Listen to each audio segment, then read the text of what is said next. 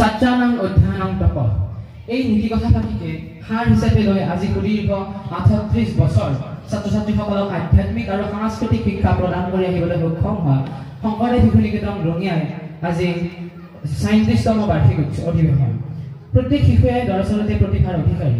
প্ৰয়োজন মাথো সেই শিশুসকলৰ মাজত থকা প্ৰতিভাক চিনি উলিয়াই তেওঁলোকক উৎসাহিত কৰি তেওঁলোকৰ জীৱন যাত্ৰাত আগবাঢ়ি যাবলৈ আৰু তেওঁলোকৰ সৰ্বাংগীন বিকাশৰ বাবে এখাপ আগবঢ়াই দিয়া।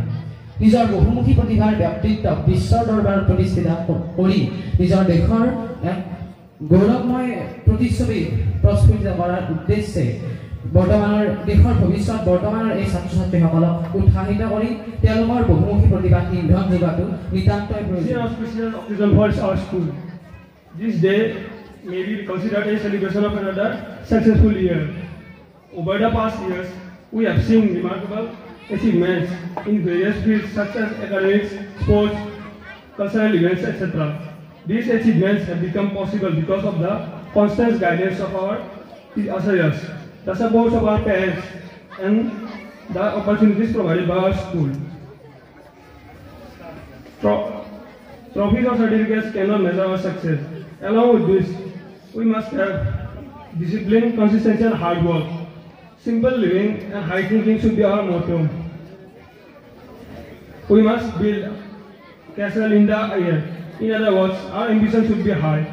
On behalf of all the students, I express my heartfelt gratitude to our acharyas because they have shaped our future with dedication and patience. অন্তিম বছৰত উপনীত হৈছোঁ। এই মুহূৰ্তত মই এই মঞ্চত থিয় হৈ দুআষাৰ মনৰ ভাৱ ব্যক্ত কৰিবলৈ পোৱা সুযোগৰ বাবে মই নিজে ধন্য হৈছোঁ। আচাৰ্যই মোৰ বিষয়ে বহু কথাই ক'লে নেজানো মই কিমান দূৰ আগবাঢ়িব পাৰোঁ। এই মুহূৰ্তত মই মোৰ জীৱনৰ ঘূৰি কথা ধৰিবলৈ মাত্ৰ মা মোৰ লগত আছে।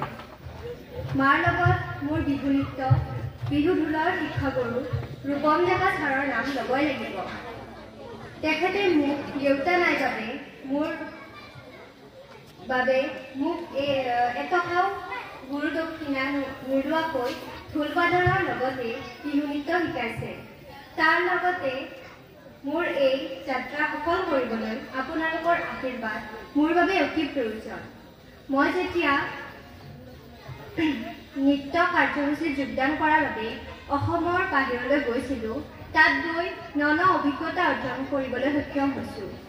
ঢোল-বাদনৰ পৰা নৃত্যলৈকে মই যদি কিবা কৰিব পাৰিছোঁ, সেয়া মোৰ মা আৰু মোৰ শিক্ষাগুৰু।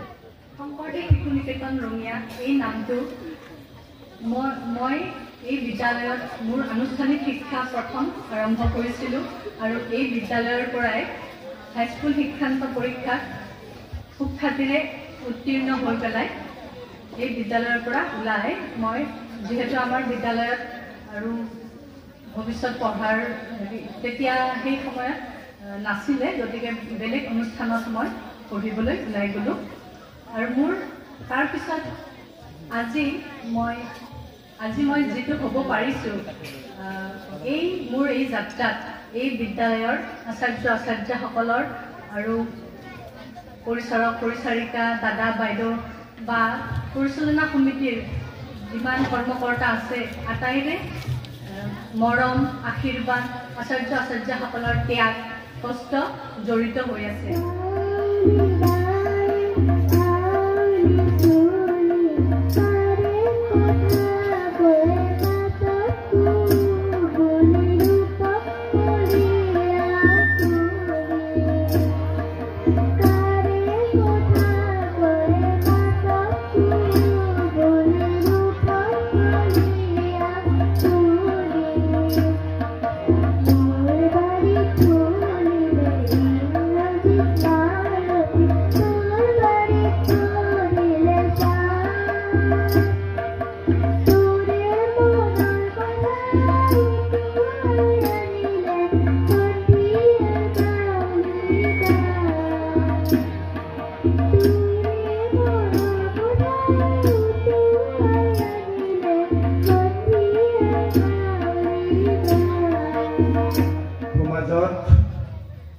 এই নিকেতন 1987 চনত স্থাপন হৈছিলে। যিখন নিকেতনে এই অঞ্চলৰ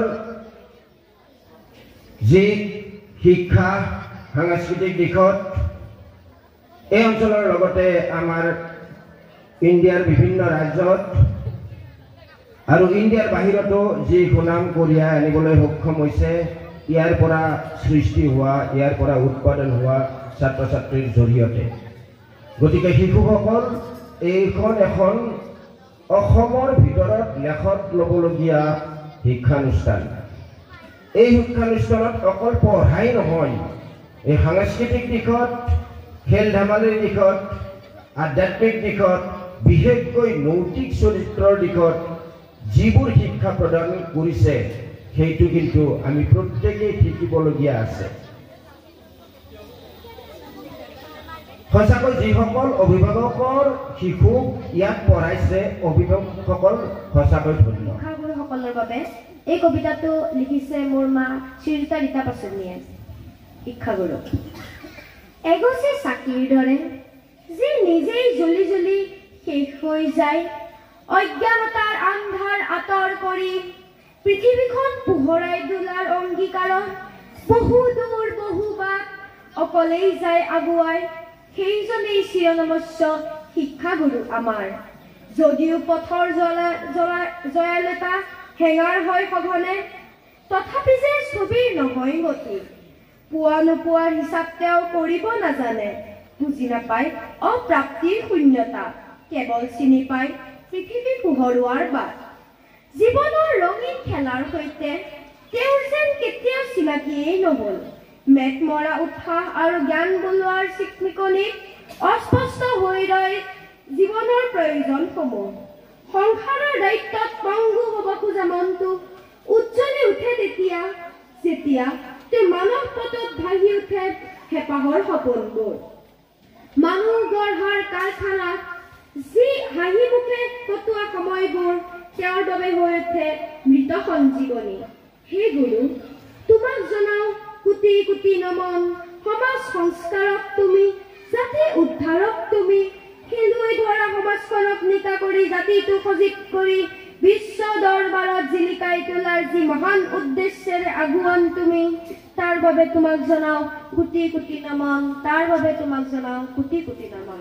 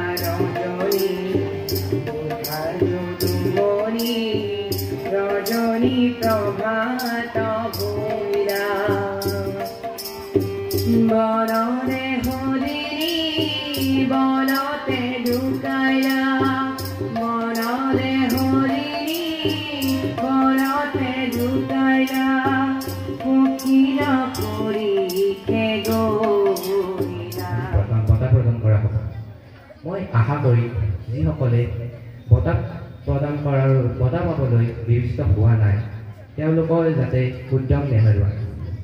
ভৱিষ্যতে তেওঁলোকে নতুন প্ৰচেষ্টাৰে এক নতুন উৎসাহেৰে আগবাঢ়িছে। আৰু সেই নিমিত্তে মই প্ৰথমে অভিভাৱকৰ লগত ধন্যবাদ জনাইছোঁ।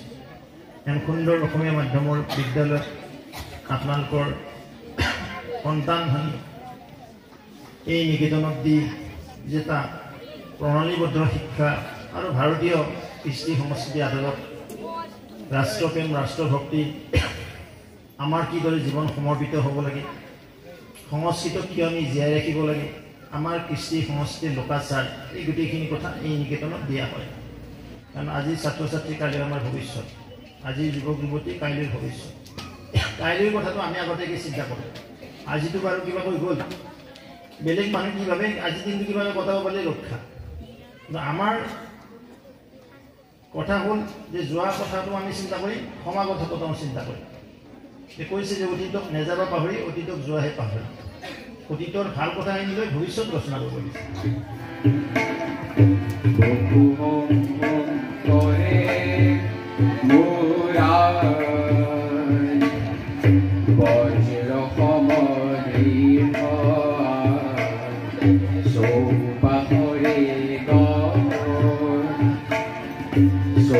Bahuri God